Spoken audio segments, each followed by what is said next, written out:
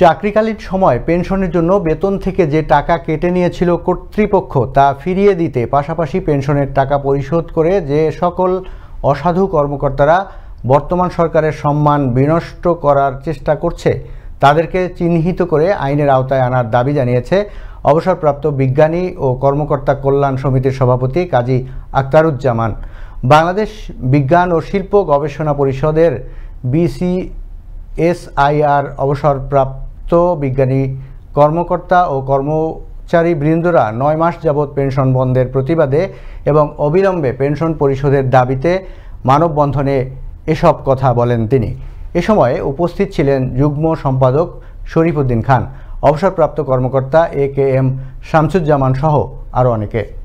আমাদেরকে কোনো নোটিশ দেয় নাই পেনশনারদেরকে যে আপনাদের পেনশন এই কারণে বন্ধ, আমরা এখন দিব না, আমাদের সিদ্ধান্ত হইলে পরে দিব। বর্তমানে যে কর্মরত চেয়ারম্যান মহোদয় আছেন প্রফেসর আফতাবউদ্দিন আহমদ, ওনার সঙ্গে আমরা দেখা করেছি। উনি সেই অস্বীকার করছেন এবং উনি খুব অশালীন ভাষা ব্যবহার করেছেন।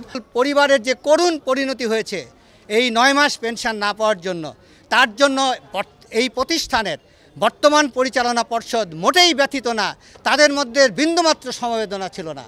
ধিক্কার জানাই, নিন্দা জানাই। কেন আমরা পাবো না? আমাদেরকে 1-2 মাসের বেতন দেওয়ার মতো সঙ্গতিকে নাই BCSIR-এর?